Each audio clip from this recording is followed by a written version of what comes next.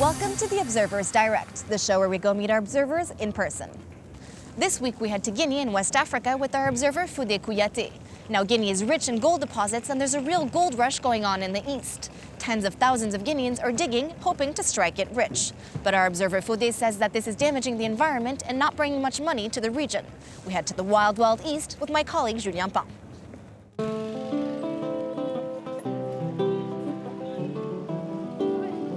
Hi, Foudé. Hi, how are you? It's good to see you. Thanks. I wanted to tell you about the gold mining here in Upper Guinea. Everyone was talking about the gold rush a few years ago. And now a lot of people are coming here looking for gold. Some have made a lot of money, and it's boosted the income of local communities, which is a good thing. It's changed a lot of people's lives. But there is also a negative aspect. What are your concerns? People rarely talk about the downside of gold mining and the environmental and ecological impact in particular. There has been significant environmental deterioration in this region. And you're worried? Yes, I'm worried. Foudé, would you be able to show me around some of these mines? Absolutely. Let's go. You lead the way.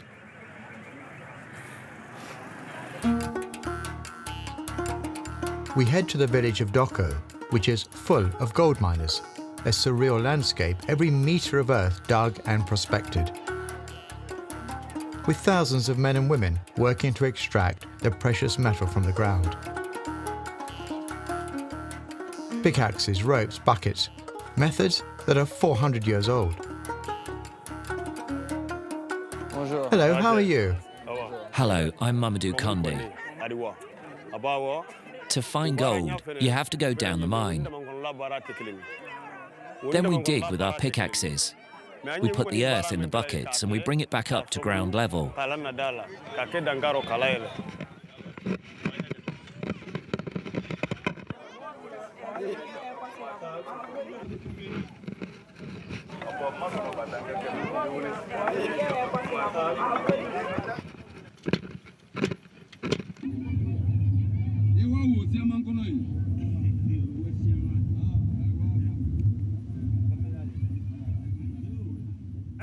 The shaft is as deep as 3 men standing on top of one another.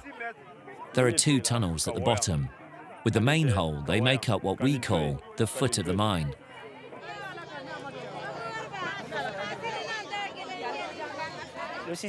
There are 2 teams of men and women working in shifts. The men dig, and the women pull up the buckets.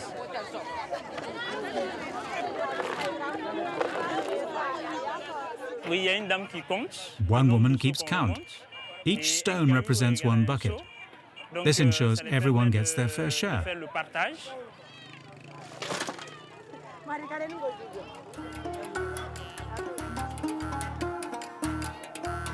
There are 2 to 3 metres between each opening. Tunnels go off in opposite directions at the bottom of each pit, one to the right, one to the left. They're supported by logs. However, the ground is so full of holes that sometimes there are cave-ins, like here. Miners are killed in accidents like this every year, but people in Sigeri are desperately poor, so fear is not an option. It's dangerous because you're going underground. You know it's dangerous, but you have to be brave. Once the buckets are brought back up, the earth is taken to be crushed and washed to extract the gold. Can you show me how it's done? We put it in here. It's crushed and then the earth with the gold comes out here. We then put it through the rinsing machine. Before taking it over to the women, who will wash it thoroughly and sift for gold. And where is all the water coming from? It comes from over there, from the stream down there. So you're using water from underground. What will you do when the water runs out? We should be okay for this year, but in 2 to 3 years' time, we will run dry. What will you do then? We'll find another spot. Digging is not the only way to find gold. Many people use metal detectors, like here on the Malian border.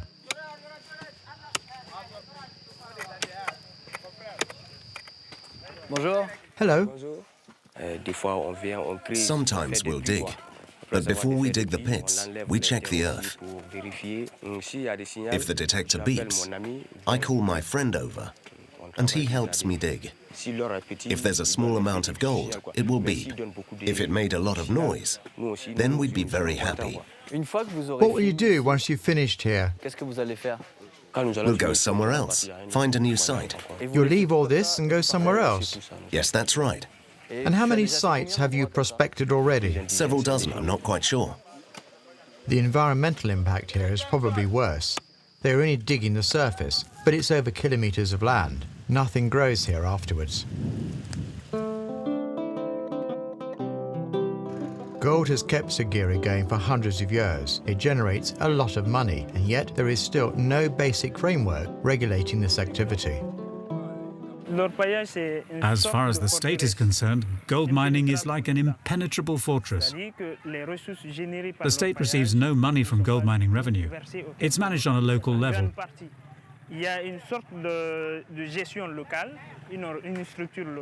There are mine chiefs called tombalomas, and they answer to local chiefs. So it's the local chiefs making the money? Of course. The tombalomas answer to the chiefs and they share the money. But the people, they want roads built. They're not happy, not at all. Hi, how are you? Good, thanks. We need tarmac roads here. Siguri has potential. There is money to be made here, but no one knows anything about managing money. I won't lie to you, people have had enough. Gold is mined in and around Sagiri using methods that are centuries old. A few kilometres away, they are using the latest technology.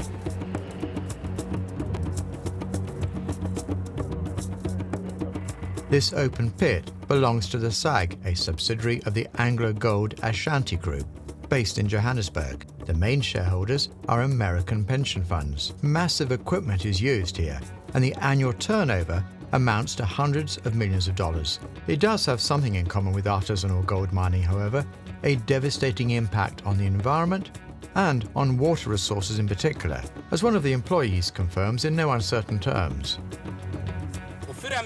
The water level drops.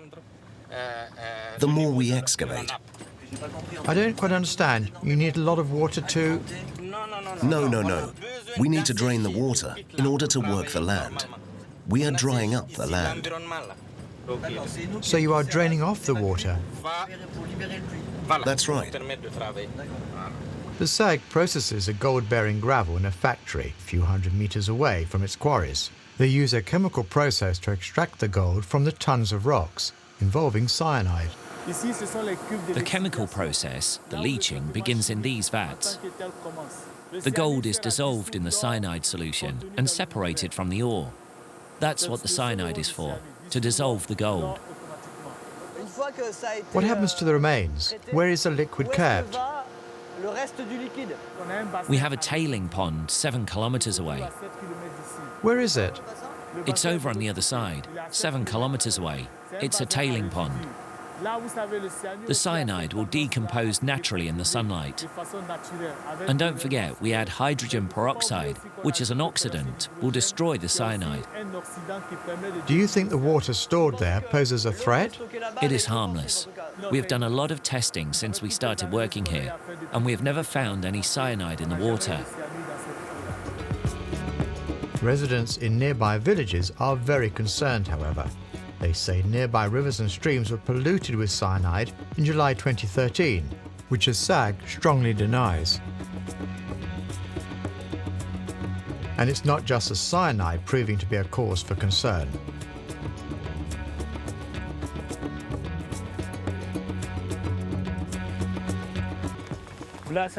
Did this used to be a quarry? Yes, an old SAG quarry. They don't use it anymore. They just abandoned it? Yes, they left it like that. It's not the only one. They didn't fill it up? No, they took what they could from the quarries, and then they left. Since coming here, they've only refilled one quarry. That's right, just one. This man's keen to show us a dried-up riverbed where water used to flow.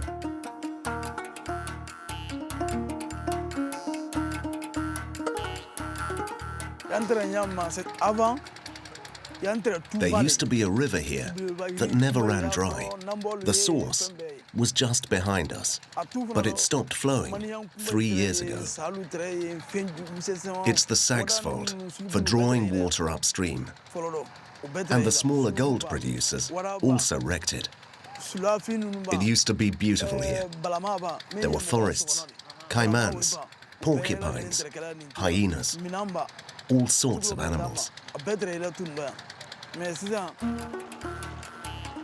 Despite being rich in gold, bauxite and diamonds, Guinea is one of the 10 poorest countries in the world.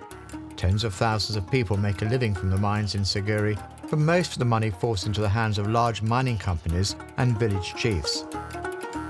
We wanted to speak to an official from Conakry's mining ministry, but no one seemed to have the time. I'll let him know you're here. Thanks. I'm really sorry, he's gone out. I thought he was here, I was mistaken. So he's not here? No, I went into his office to check, but he's not there. The Ghanaian government says it wants to take action, but seems powerless, with the traditional village chiefs on one side and big mining companies on the other. The authorities are finding it impossible to implement a sustainable system to protect the environment. Vode is afraid the mines will run dry and that the big companies will leave. Human greed will then leave a desert behind where nothing will grow anymore. We're going to stay in touch with Vode to see if the Guinean authorities find a way to regulate the mining. Now, if there's a problem in your community that you think the world needs to know about, get in touch, and maybe we'll come see you for the next episode of Observers Direct.